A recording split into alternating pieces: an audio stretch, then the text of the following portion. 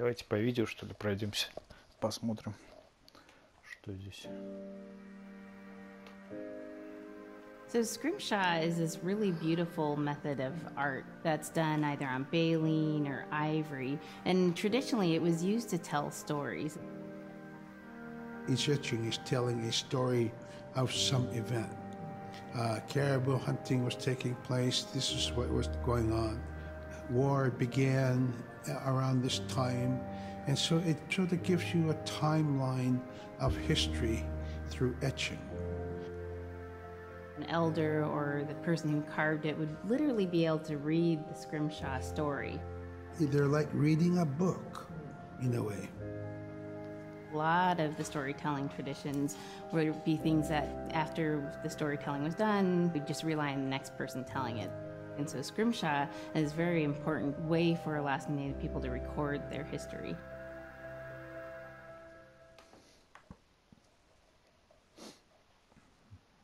Интересно. Дальше. Красавица. When I was growing up, my grandpa had a pet white fox. If you're a good friend with a fox, when there's danger abound, they try to keep you from getting into trouble. They pull tricks here and there, and foxes are like spoiled little kids in a way. When you let her out, she'd go prancing out in the snow, jumping in the air. I know she was happy then. Come running at me and jump on my chest, knock me backwards, lick my face, and I try not to let her. So that was my memory of my grandpa's pet fox.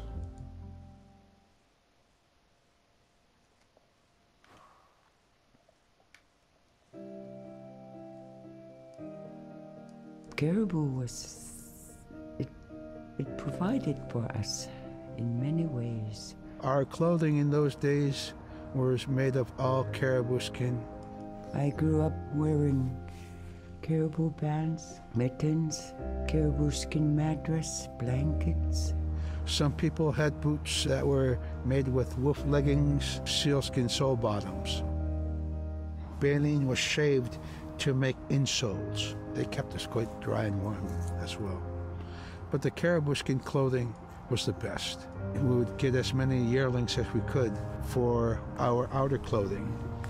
And for a heavy winter, we would get caribou in February or March because the hair was the longest and the skin was the thickest, and we would use those for our winter gear. With that stuff on, you could sleep outside in 50 below and it wouldn't bother you a bit. Интересно.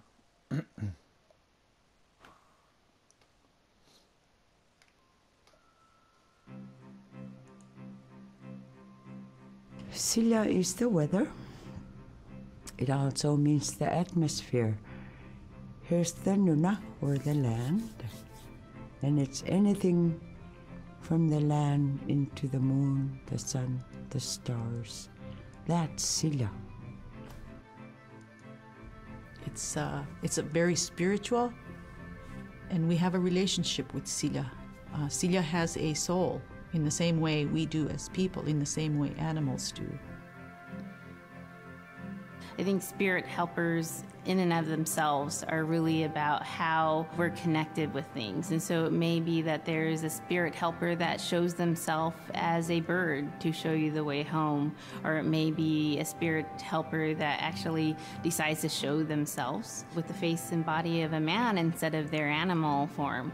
And so I think one of the things that's hard to understand is that it's not one way of seeing things, it's one way of knowing you're connected to everything. We've always had that spirituality of everything around us. It's the interaction you have with the air you breathe, the ocean that you gather resources from, the rivers from which you gather fish, the tundra from which you pick berries, the animals that give themselves. It's all of that.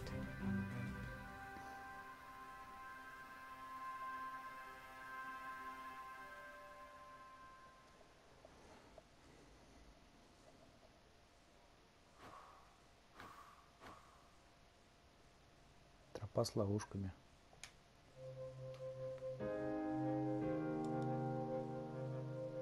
In the winter, when we were traveling, we didn't build sod houses, we built snow houses. In Canada, they call them igloo, but here in Alaska, we call them apuya. We'd do a day of travel, and then we'd make a apuya. The next day, my father would set traps, spend the day there, rest the dogs, give them something to eat, and then the following day, we continued to the next place. We'd go to my dad's sister, who had a house at Dubarg. They had a small sod house over there. We didn't have to do anything. We just visit with them, and my dad and my sister were glad to see each other, and they'd talk away while us kids played outside or go to sleep. By the time we get back to our home, my father would leave us with our aunt or with my grandmother, and then he'd start on his trips and go check his trap line. We were not into 8 to 5 kind of time, you know. We're in a total different kind. We're in ecological time.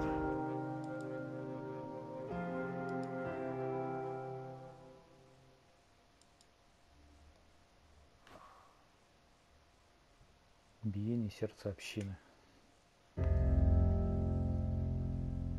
Drum is something that's common to all cultures in Alaska. All cultures have a drum that may have some stylistic differences or differences in the materials that it's made, but it's still in recognition of life and vitality. And the drum mirrors the heartbeat. And when you continue drumming soon, it will be in line with your heartbeat, because that's what it's supposed to be, the heartbeat of the community, and it symbolizes vitality. And it's the most tremendous feeling to be in a room and to have one long row of all the drummers and to have that feeling of unity, everyone beating in harmony, the drum beat in unison. It's the most beautiful feeling. And to know that you're connected, you're on the land that you are connected to. And even if you grew up outside of the community, that which is in you comes from this area. And it's the greatest feeling.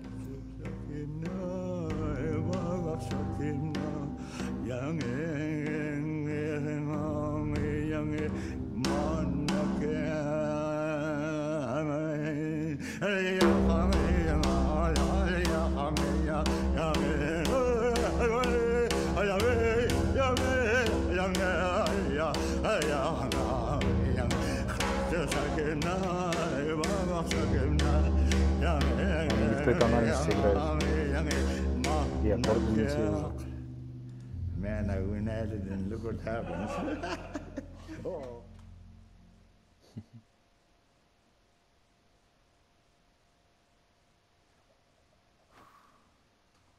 Маленькие человечки. Как те у нас бегали. Видимо. They're just like other people. They just happen to be very small and extremely strong. These are stories that are common throughout Alaska. It's normally that people are the size from your elbow to the tips of your fingers, and they possess superhuman strength. So they may be tiny, but they can carry a whole caribou. And if you go up north and you talk to a number of the people in the community, they'll talk about having seen the little people. There's a place at home that we know, but we don't profess it to anybody. But it's not like the boogeyman. They can be mischievous, they can be ornery, or they can be helpers. And every now and then, we might have the opportunity to see them, especially if they want us to see them. The fact that it's across Alaska really tells you something about our history and how we interacted with nature around us.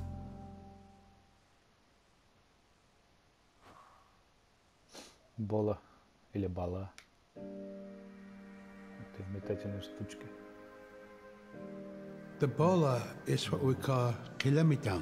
And the kilometang is made out of braided sinew tied out to some heavy bone which you could twirl. In my case, we're catching ducks. When we're out whaling, sometimes the ducks start flying. And they're good for duck hunting. You know, if you're a whaling crew, you can't make too much noise. So you can't use a shotgun for getting some duck soup handy, you know. So bolo was a really handy weapon to use for catching ducks. You know, the ducks fly in, you throw it up and tangles up the bird, and down they go.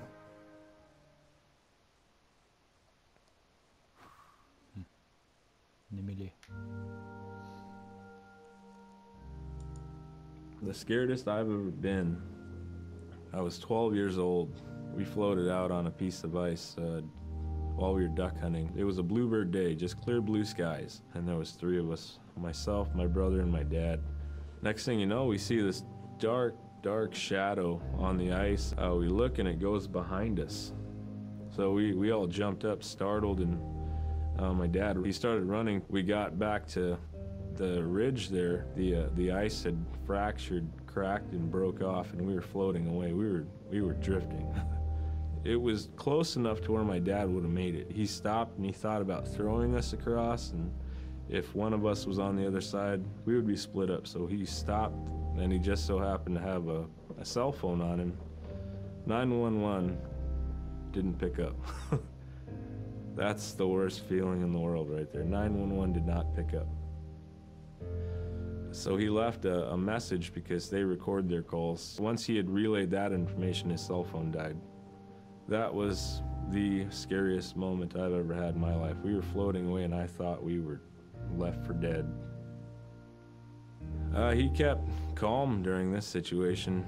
He's bringing out everything positive in this case. You know, I'm crying, my brother's freaking out. It went from clear blue to dense fog. Within a couple hours, we heard the chopper flying around, so they must have gotten our message. We thought we were saved, and then the chopper sound went away. So we lit some of the sled on fire. It's plastic. We thought black smoke in the fog would create some kind of marker.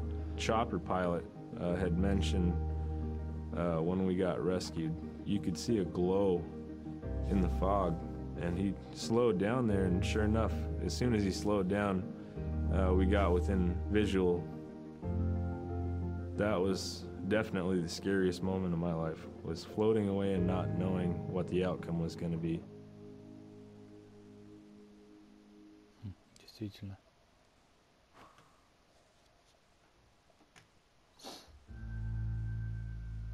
We're very much aware of the climate change. And it's been for many years, even before climatologists were noticing the change.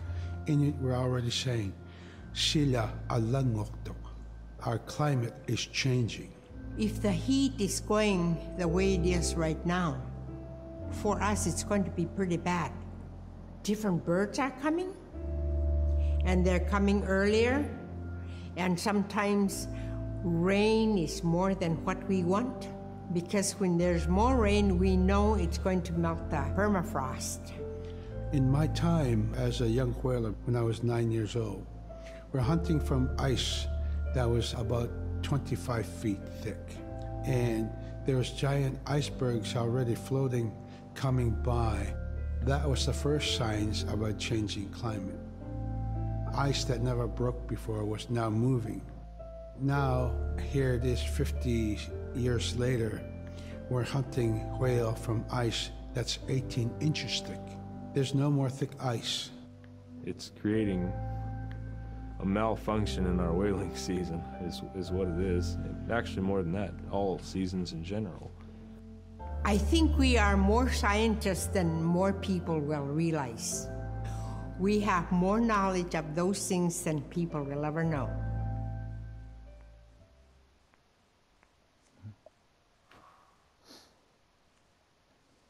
Девочка, ее нанук.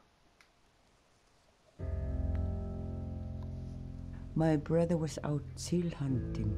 He got attacked from behind and managed to grab his knife and save himself.